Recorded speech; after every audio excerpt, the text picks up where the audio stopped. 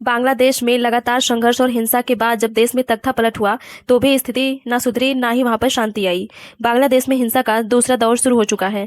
दंगाई अब खुलेआम बांग्लादेश में उन पॉलिटिकल पार्टीज को निशाना बना रहे हैं जो शेख हसीना का समर्थन करती थीं। ढाका में सूची राजधानी में सैकड़ों छात्रों ने जातीय पार्टी के दफ्तर को हाईजैक किया, पार्टी की इमारत में दंगाई घुसे और दफ्तर में आग लगा दी। जमकर तोड़फोड़ की गई, लेकिन क्योंकि जातीय पार्टी ने शेख हसीना के समर्थन में एक रैली करने का ऐलान किया था, इसको लेकर हजारों लोग इकट्ठा होकर सड़कों पर आए और जातीय पार्टी के दफ्तर को आग के हवाले कर दिया और नारे लगाने लगे। बांग्लादेश में सैकड़ों दंगाई फिर सड़कों पर उतरे। एक पार्टी के दफ्तर में आग लगाने के बाद मोहम्मद यूनुस की पुलिस कठपुतली बनकर उपद्रवियों को तांडव देखती रही। जिस वक्त हम सब दिवाली मना रहे थे, उस वक्त हमारे पड़ोसी देश बांग्लादेश में हिंसा हो रही थी। इमारतों में आग लगाई जा रही थी, लाठी और डंडे बरसाए जा रहे थे। बांग्लादेश की राजधानी ढाका में दंगाई शेख हसीना के समर्थक जातीय पार्टी के दफ्तर को राख बना रहे थे। जातीय पार्टी के हेडक्वार्टर पर लाठी, डंडों और हथियारों से सैकड़ों छात्रों ने हमला बोल दिया। उपद्रवियों ने एक एक चीज को तहस नहस कर दिया। इसी दौरान कुछ दंगाई जातीय पार्टी की इमारत पर चढ़ गए। जिस वक्त जातीय पार्टी के दफ्तर पर हमला हुआ, उस वक्त वहां कई पार्टी के कार्यकर्ता मौजूद थे, लेकिन दंगाइयों ने सब कुछ अनसुना करते हुए इमारत को आग के हवाले कर दिया, जिसमें जातीय पार्टी के 20 से ज्यादा कार्यकर्ता घायल हो चुके हैं। दरअसल जातीय पार्टी ने घोषणा की थी कि वह ढाका में शेख हसीना के समर्थन में एक रैली आयोजित करेंगे, जिससे छात्र उग्र हो गए और जातीय पार्टी के दफ्तर में आग लगा दी। जिस वक्त बांग्लादेश में शेख हसीना की सरकार थी, उस वक्त जातीय पार्टी ने शेख हसीना की पार्टी को समर्थन दिया था। तभी से जातीय पार्टी छात्रों की आंखों में चुभ रही थी। बांग्लादेश में हिंसा के इस सेकेंड राउंड में सबसे बड़ा खतरा बांग्लादेश के हिंदुओं को ही है। बांग्लादेश के हिंदुओं को यह बात अच्छे से पता थी, इसीलिए इस बात को देखते हुए पिछले हफ्ते ही हजारों हिंदुओं ने चटगांव में एकत्रित होकर अपनी ताकत दिखाई थी और मैसेज दिया था कि अगर हम बटेंगे तो हम कटेंगे। लेकिन इसके बावजूद हिंदुओं के खिलाफ अत्याचार का सिलसिला अभी भी जारी है।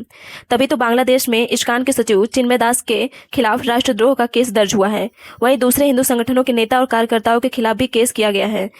चिन्मय दास ब्रह्मचारी बांग्लादेश में हिंदुओं के खिलाफ हो रहे अत्याचार के खिलाफ आवाज उठा रहे थे। हिंदू बांग्लादेशी हिंसा की आग में सुलग रहे हैं और यूनुस सरकार आंखें बंद करके बैठी हुई है। कट्टरपंथियों के हाथ में जा चुके बांग्लादेश में हिंसा का दूसरा दौर भी शुरू हो गया है, जो थमने का नाम भी नहीं ले रहा।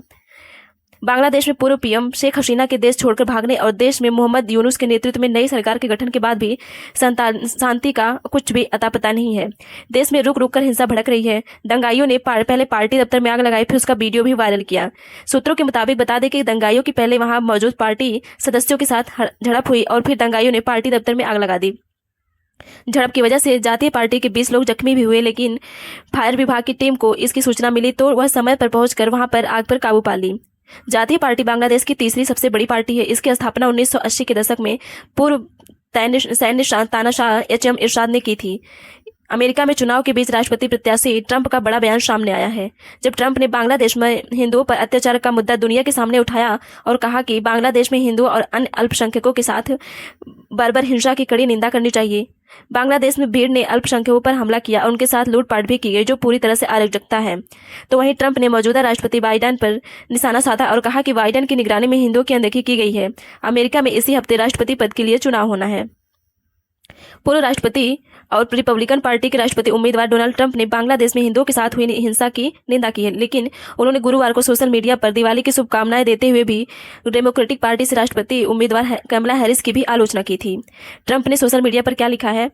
बांग्लादेश में भीड़ हिंदुओं पर हमला कर रही है, लूटपाट कर रही है, वहां अराजकता की स्थिति है। मेरे कार्यकाल में ऐसा कभी भी नहीं हुआ और ना होता। कमला और बाइडेन ने अमेरिका समेत पूरी दुनिया में हिंदुओं की अनदेखी की है। इसी सिलसिले में पूर्व राष्ट्रपति डोनाल्ड ट्रंप ने विस्कन के ग्रीन बे में मेक अमेरिका ग्रेट के नारे के साथ कचरा ट्रक पर सवार होकर रैली के लिए पहुंचे। वहां रैली के लिए कचरे की ट्रक ड्राइव करके विस्कन पहुंचे। उन्होंने चमकीली कंस्ट्रक्शन जैकेट पहन रखी थी और ट्रक पर सवार होकर पत्रकारों के सवालों का जवाब भी दिया।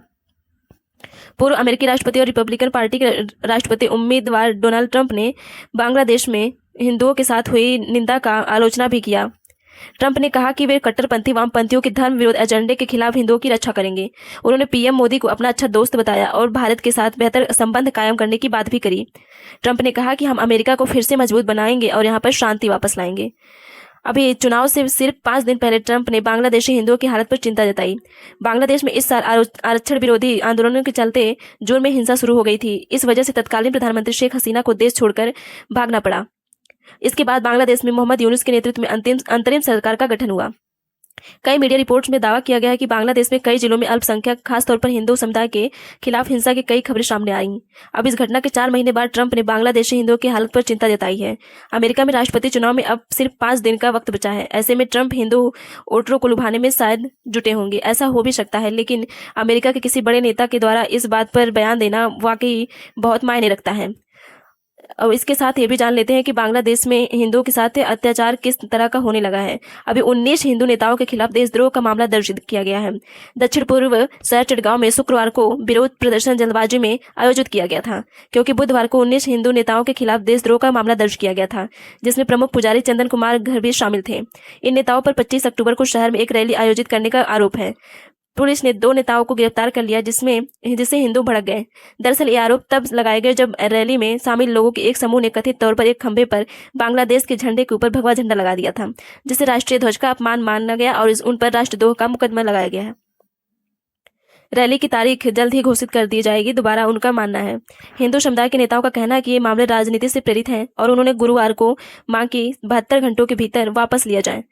ढाका में शनिवार को एक और हिंदू रैली की योजना बनाई गई। शुक्रवार को जातीय पार्टी के अध्यक्ष जीएम कादर ने कहा कि उनके समर्थक अपनी जान जोखिम में डालकर भी अपने अधिकारों की मांग के लिए रैलियां आयोजित करते रहेंगे। उन्होंने कहा कि वे शनिवार को ढाका स्थित पार्टी मुख्यालय में एक रैली करेंगे, जिसमें वस्तुओं की कीमतों में वृद्धि तथा अपने नेताओं और कार्यकर्ताओं के खिलाफ लगाए गए झूठे आरोपों के विरोध में प्रदर्शन किया जाएगा। हालांकि शुक्रवार को बाद में ढाका मेट्रोपॉलिटन पुलिस ने घोषणा की कि वह जातीय पार्टी के मुख्यालय के पास किसी भी रैली पर प्रतिबंध लगा रही है। पुलिस के फैसले के कुछ घंटों बाद पार्टी ने कहा कि उसने कानून का सम्मान करने के लिए अपनी रैली स्थगित कर दी है और रैली की नई तारीख जल्द ही घोषित करेंगे और हम अपने अधिकारों के लिए लगातार संघर्ष करते रहेंगे। अभी के लिए बस इतना ही। आगे के अपडेट जानने के लिए हमारे चैनल को सब्सक्राइब करें। जय हिंद, जय भारत।